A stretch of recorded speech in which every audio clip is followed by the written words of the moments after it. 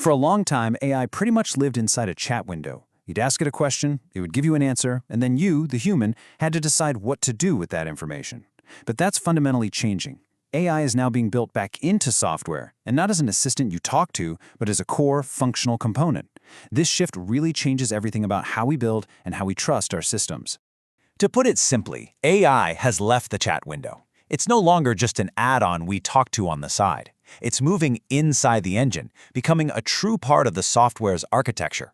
And that's not just a minor update. It's a completely new way of building things. To really appreciate how significant this is, let's just take a quick look at where we started. You see, the first phase of AI integration was all about conversation, and it had a really critical safety feature built right in, us, the human.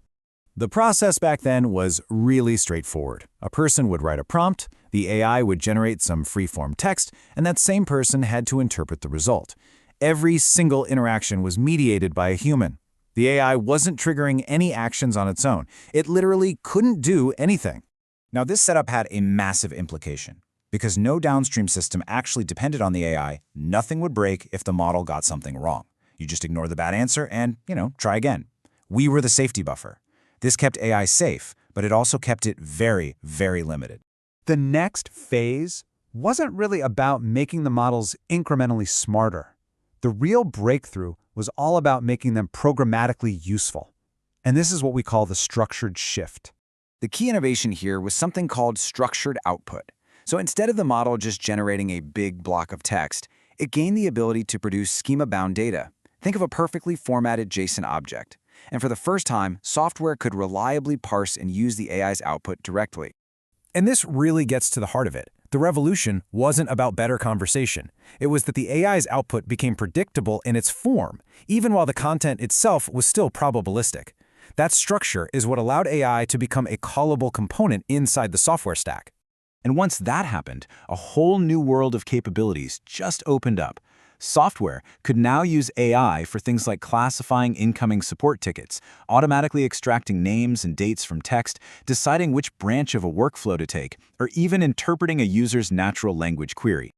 So this brings us to where we are today, building what can really only be described as hybrid systems. And these systems are interesting because they mix two very different kinds of logic.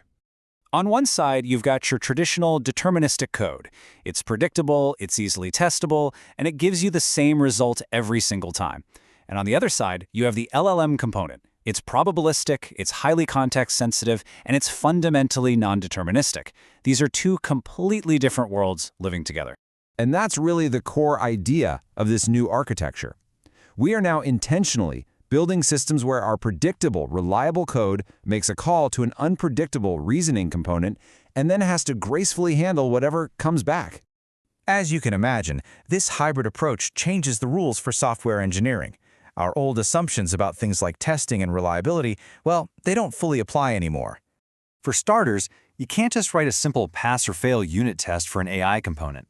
Its output can and will vary between runs. So testing has to shift from does the output equal this exact string to something more like is the output acceptable based on these criteria. Testing becomes a matter of evaluation and scoring against a whole range of possibilities. This also introduces whole new categories of risk. A small error from the AI can compound as it passes through the system, potentially causing cascading failures. The model's performance could silently degrade over time. And unlike traditional code, every single AI call has a real-world cost and latency that you have to design around. So this begs the critical question for any engineer building these systems, right? How do we manage this inherent uncertainty? How do we build reliable products on top of what is fundamentally an unreliable component? Well, the answer really lies in classic robust engineering. We need thorough monitoring to watch the AI's behavior, we need strict validation on its inputs and outputs, and we need clear guardrails to contain it. But most importantly, we have to have reliable fallback logic for when the AI inevitably fails. This new reality is also causing a pretty fundamental shift in the skills required of a software developer. It's not just about writing code anymore.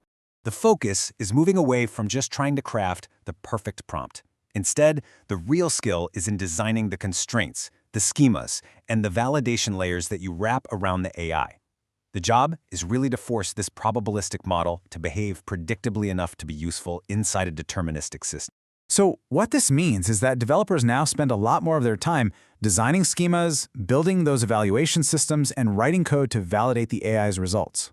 They're designing workflows where the AI assists a process rather than just blindly making the final decision. Okay, so if we pull all of this together, we arrive at a new mental model for thinking about AI in our software. It's not magic, and it's definitely not a person. It's a component. And thinking about it that way gives us a clear set of principles. Use AI where the problem is ambiguous, like interpreting what a user is trying to say. Always contain its output with rigid structure. Assume that it will be uncertain and unpredictable. And most of all, design for failure, not for perfection. That is how you build robust, actually useful systems with this technology. So the most important takeaway from all of this is really just a simple change in perspective. The AI in your system isn't a chatbot you're talking to. It's a powerful, probabilistic, and fundamentally unreliable software component. And when you start treating it that way, you can start building some truly amazing things with it.